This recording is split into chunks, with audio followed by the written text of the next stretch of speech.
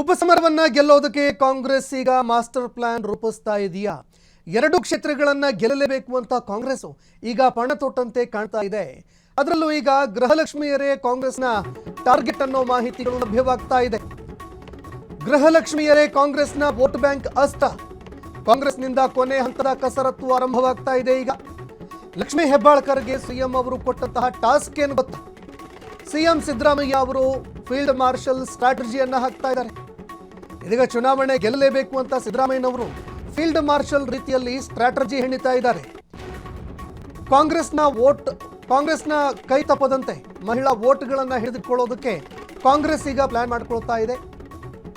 By election ಗೆಲುವಿಗೆ guarantee ಅಸ್ತ್ರವನ್ನ ಬ್ರಹ್ಮಾಸ್ತ್ರವಾಗಿ ಪ್ರಯೋಗ ಮಾಡೋದಕ್ಕೆ ಕಾಂಗ್ರೆಸ್ ಮುಂದಾಗ್ತಾ ಇದೆ. ಗ್ಯಾರಂಟಿ ಯೋಜನೆಗಳನ್ನೇ ಬ್ರಹ್ಮಾಸ್ತ್ರ ಮಾಡಿಕೊಳ್ಳೋದಕ್ಕೆ ಕಾಂಗ್ರೆಸ್ ಮುಂದಾಗ್ತಾ ಇದೆ.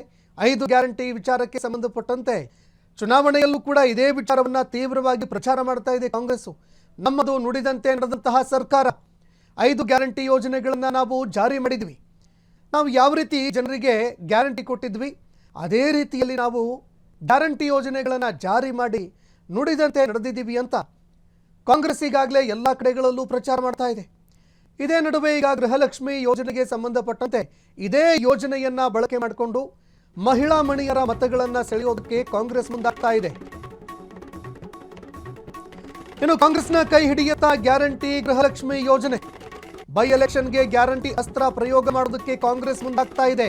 ಆದರೆ ಈ ಯೋಜನೆ ಕಾಂಗ್ರೆಸ್ನ ಕೈ ಹಿಡಿಯುತ್ತಾ? ಹಾಗಾದ್ರೆ ಬೈ ಎಲೆಕ್ಷನ್ ಅಲ್ಲಿ ಒಂದು ಹೊಸ ಪ್ರಯೋಗಕ್ಕೆ ಕಾಂಗ್ರೆಸ್ ಮುಂದಾಗ್ತಾ ಇದೆ. ಈಗ ಇದೇ ರೀತಿಯಲ್ಲಿ ಬಿಜೆಪಿ ಕೂಡ ಮಾಡಿತ್ತು. ಬಿಹಾರದಲ್ಲೂ ಕೂಡ ಬಿಜೆಪಿ ಸರಿಸುಮಾರು 10,000 ರೂಪಾಯಿಯಷ್ಟು ದುಡ್ಡು ಹಾಕಿ ಚುನಾವಣೆಯಲ್ಲಿ ಗೆದ್ದು ಬಂದಿತ್ತು. ಆದರೆ ಈಗ ಕಾಂಗ್ರೆಸ್ ಕೂಡ ಅದೇ ಅಸ್ತ್ರ ಪ್ರಯೋಗ ಮಾಡೋದಕ್ಕೆ ಮುಂದಾಗ್ತಾ ಇದೆ. ಚುನಾವಣೆಗೂ ಮುನ್ನ ಯಾವುದೇ ಕ್ಷಣದಲ್ಲಿ ಅಕೌಂಟ್ಗೆ 2,000 ದುಡ್ಡು ಜಮೆ ಮಾಡುವ ಸಾಧ್ಯತೆ ಇದೆ. ಗೃಹಲಕ್ಷ್ಮಿಯರ ಮೇಲೆ ಸಿಎಂ ಸಿದ್ದರಾಮಯ್ಯ ಅವರು ಕಣ್ಣಿಟ್ಟಿದ್ದಾರೆ. ಸಚಿವೆ ಲಕ್ಷ್ಮೀ ಹೆಬ್ಬಾಳ್ಕರ್ಗೆ ಸಿಎಂ ಸಿದ್ದರಾಮಯ್ಯ ಅವರು ಸೂಚನೆ ಕೂಡ ಕೊಟ್ಟಿದ್ದಾರೆ.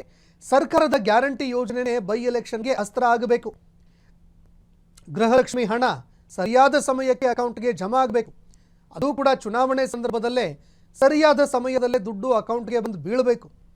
2 ಕ್ಷೇತ್ರದಲ್ಲಿ ಸಮಸ್ಯೆ ಆಗದಂತೆ ನೋಡ್ಕೊಳ್ಳೋದಕ್ಕೆ ಸಿಎಂ ಸಿದ್ದರಾಮಯ್ಯ ಅವರು ಸೂಚನೆ ಕೊಟ್ಟಿದ್ದಾರೆ ಅನ್ನೋ ಮಾಹಿತಿಗಳು ಲಭ್ಯವಾಗ್ತಾ ಇದೆ.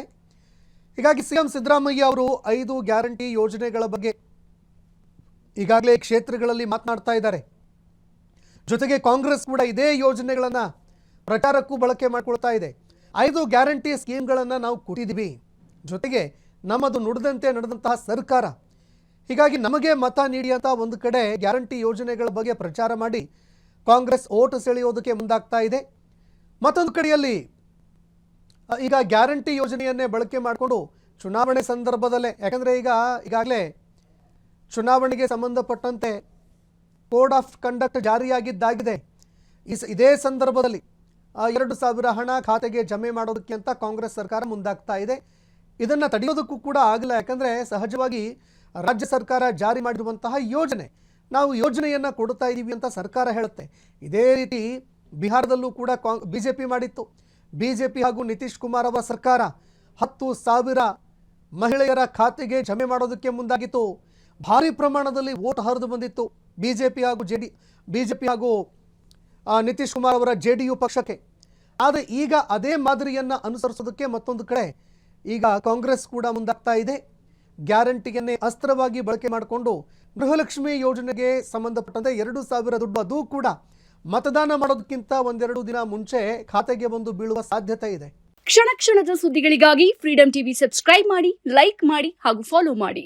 ಹೊಸ ಸುದ್ದಿಗಳ ನೋಟಿಫಿಕೇಶನ್ಗಾಗಿ ಬೆಲ್ ಐಕಾನ್ ಮೇಲೆ ಕ್ಲಿಕ್ ಮಾಡಿ.